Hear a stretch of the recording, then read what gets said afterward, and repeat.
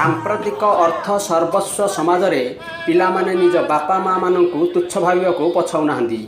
ଯେଉଁ ବାପା ମା' ନିଜ ପିଲାମାନଙ୍କର ଜୀବନ ଗଠନ କରିବାକୁ ଯାଇ ସର୍ବସ୍ୱ ହରାଇଥାନ୍ତି, ସେହି ପିଲାମାନେ ବଡ଼ ହେବା ପରେ ଅର୍ଥ ଲାଳସାର ବଶବର୍ତ୍ତୀ ହୋଇ ସେମାନଙ୍କର କର୍ତ୍ତବ୍ୟ ପଥରୁ ଆଡ଼େ ହୋଇଯାଆନ୍ତି। ଅନେକ ଉଚ୍ଚଶିକ୍ଷିତ ଯୁବକ ଜୀବିକା ନିର୍ବାହ କରିବା ପାଇଁ ଗ୍ରାମାନ୍ତର ହୋଇ ନିଜ ଜନ୍ମଭୂମିକୁ ଭୁଲିଯିବା ପରେ ବାପା ମା'ମାନଙ୍କର ବିଷୟରେ ଭାବିବାକୁ ବି ସମୟ ଟିକିଏ ପାଆନ୍ତି ନାହିଁ। ବାପା ମା'ମାନଙ୍କର ବୟସ ବଢ଼ିବା ସହ ସେମାନେ ଅସହାୟ ହୋଇପଡ଼ନ୍ତି। ସମୟର ଆବର୍ତ୍ତନରେ ଅନେକ ବାପା ମା' ମଧ୍ୟ ବୟସର ଅପରାହ୍ନରେ ଅସହାୟ ହୋଇଯାଉଛନ୍ତି। ସେମାନଙ୍କର ମୁହଁରେ ଟିକିଏ ହସ ଦେଇ ସୁଖଦ ଜୀବନ ଜୀଇବାର ସ୍ୱପ୍ନକୁ ସାକାର କରିବାରେ ଅନେକ ଅନୁଷ୍ଠାନ ଜନ୍ମ ନେଇଛି।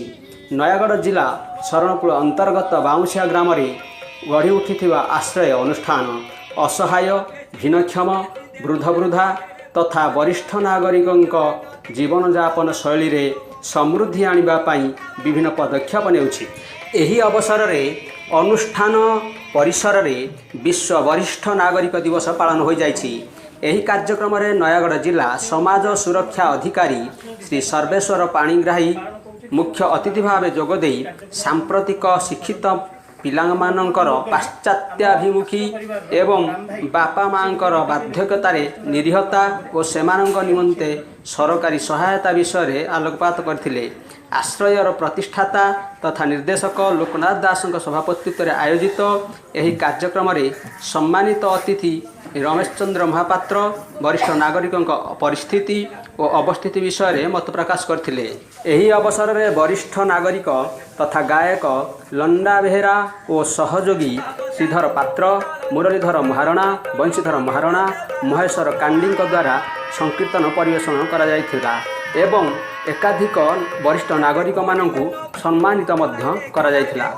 ଉକ୍ତ କାର୍ଯ୍ୟକ୍ରମରେ ରବୀନ୍ଦ୍ର କୁମାର ଦାସ ଧନ୍ୟବାଦ ପ୍ରଦାନ କରିଥିବା ବେଳେ ପ୍ରଫୁଲ୍ଲ ନାହକ, ରାମକୃଷ୍ଣ ମହାରଣା, ଭାଗୀରଥୀ ସାହୁ, ଦିଲ୍ଲୀପ କୁମାର ସାହୁ, ବୈକୁଣ୍ଠନାଥ ପ୍ରଧାନ, ଆନନ୍ଦ ଚନ୍ଦ୍ର ପାଢ଼ୀ ପ୍ରମୁଖ କାର୍ଯ୍ୟକ୍ରମ ପରିଚାଳନାରେ ସହଯୋଗ କରିଥିଲେ।